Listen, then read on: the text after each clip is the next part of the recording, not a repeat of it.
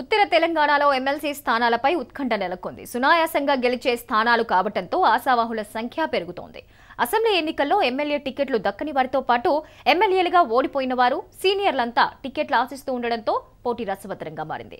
ఉమ్మడి కరీంనగర్, ఆదిలాబాద్, నిజామాబాద్, మెదక్ జిల్లాలకు సంబంధించి 3 ఎమ్మెల్సీ స్థానాలకు ఈ దఫా ఎన్నికలు జరగనున్న నేపథ్యంలో టికెట్లు ఎవరికి దక్కుతాయోనని సర్వత్రా ఆసక్తి నెలకొంది. తెలంగాణ ఉద్యమానికి ఆయువు పట్టు ఉత్తర తెలంగాణ.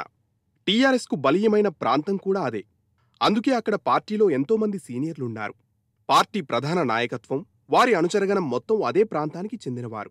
అయితే త్వరలో జరగనున్న మండలి ఎన్నికల కోసం క్యూ రోజురోజుకు పెరుగుతోంది. ఆశావాహులు ఎమ్మెల్సీ టికెట్ల కోసం పోటీ పడుతున్నారు. పార్టీకి, ఉద్యమానికి తాము చేసిన సేవలకు గుర్తింపుగా ఎమ్మెల్సీ అవకాశం కల్పించాలని చాలామంది నేతలు పార్టీ అగ్రనేతలను కోరుతున్నారు. ఉమ్మడి కరీంనగర్, ఆదిలాబాద్, నిజామాబాద్, మెదక్ జిల్లాలకు సంబంధించి ఖాళీ అవుతున్న 3 ఎమ్మెల్సీ స్థానాలను ఎంతో మంది ఆశిస్తున్నారు. గ్రాడ్యుయేట్, ఎమ్మెల్యే, ఉపాధ్యాయ కోటాలోని ఎమ్మెల్సీ పదవుల కోసం ఎవరి ప్రయత్నాల్లో వారున్నారు. ఉమ్మడి కరీంనగర్, మెదక్, నిజామాబాద్, ఆదిలాబాద్ జిల్లాల ఉపాధ్యాయ ఎమ్మెల్సీలుగా ఉన్న శాసనమండలి చీఫ్ విప్ పాతూరి సుధాకర్ రెడ్డి పదవీకాలం వచ్చే నెలతో ముగుస్తోంది. అయితే తనకు నమ్మకంగా ఉన్న పాతూరికే గులాబీబాస్ మరోసారి అవకాశం ఇస్తారనే ప్రచారం జరుగుతుంది. టీచర్ల కోటా నుంచి ఒకరిద్దరు టికెట్ కోసం ప్రయత్నాలు చేస్తున్నా అంతిమంగా ఆ సీటు పాతూరిదేననే అభిప్రాయం వ్యక్తమవుతోంది. కానీ మిగిలిన గ్రాడ్యుయేట్, ఎమ్మెల్యే కోటా కింద ఖాళీ అయ్యే మరో 2 ఎమ్మెల్సీ స్థానాల కోసం తీవ్రమైన పోటీ నెలకొంది. కాంగ్రెస్ నుంచి ఎమ్మెల్యే కోటాలో ఎమ్మెల్సీగా ఎన్నికైన సంతోష్ కుమార్ పదవీకాలం త్వరలో ముగుస్తోంది.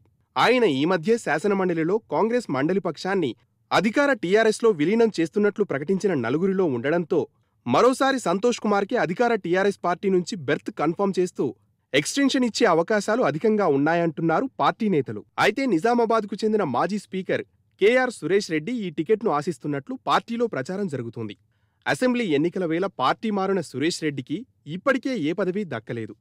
సిట్టింగ్ ఎంపీ కవితను కాదని నిజామాబాద్ టికెట్ ఆయనకు ఇవ్వలేరు. ఈ ఏడాది రాజ్యసభ సీటు ఖాళీ అయ్యే అవకాశం లేదు. అందుకే సురేష్ రెడ్డికి ఎమ్మెల్యే కోటా నుంచి ఎమ్మెల్సీ ఇచ్చే అవకాశం ఉందంటున్నారు పార్టీ నేతలు.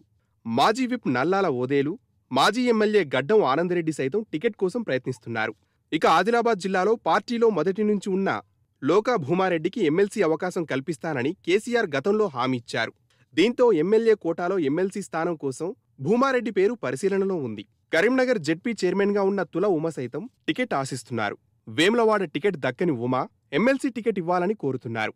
ఇక రాజన్న సిరిసిల్ల జిల్లా ఎల్లారెడ్డిపేట జెడ్పీటీసీగా ఉన్న తోట ఆగయ్యకు టీఆర్ఎస్ వర్కింగ్ ప్రెసిడెంట్ కేటీఆర్తో సన్నిహిత సంబంధాలుండడంతో ఆయన ఈ ఎమ్మెల్సీ టికెట్ కోసం తీవ్రంగా ప్రయత్నిస్తున్నారు. ఎమ్మెల్యే కోటాలో సునాయాసంగా గెలిచే ఈ ఎమ్మెల్సీ స్థానం కోసం మరికొందరు నేతలు పోటీ పడుతున్నారు. ఇక మిగిలిన గ్రాడ్యుయేట్ కోటా ఎమ్మెల్సీ కోసం పోటీ తీవ్రంగా ఉంది. మండలి చైర్మన్ స్వామిగౌడ్కు మరోసారి అవకాశం ఉండకపోవచ్చునంటున్నారు పార్టీ నేతలు. ఆయన్ను చేవెళ్ల పార్లమెంట్ నుంచి పోటీ చేయించాలని గులాబీబాస్ భావిస్తున్నట్లు ప్రచారం జరుగుతోంది. దీంతో పట్టభద్రుల నియోజకవర్గం నుంచి కేసీఆర్ ఓఎస్డీ దేశపతి శ్రీనివాస్ పోటీ చేసే అవకాశం ఉంది.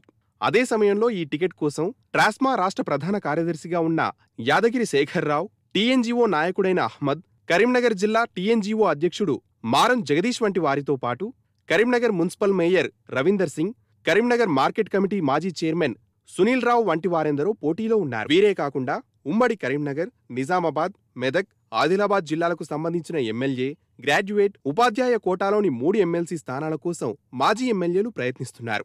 గత అసెంబ్లీ ఎన్నికల్లో ఓటమి పాలైన మాజీ ఎమ్మెల్యేలు సోమారపు సత్యనారాయణ, పుట్టా మధు, ఏనుగు రవీందర్రెడ్డితో పాటు మరికొందరు సీనియర్ నేతలు తీవ్ర ప్రయత్నాలు చేస్తున్నట్లు తెలుస్తోంది. దీంతో ఉత్తర తెలంగాణ మండలి స్థానాలపై ఉత్కంఠ నెలకొంది. మరి టికెట్లు ఎవరికి దక్కుతాయి, అధిష్టాన పెద్దలు ఎవరిని కరుణిస్తారో అన్న చర్చ గులాబీ పార్టీలో జోరుగా సాగుతోంది.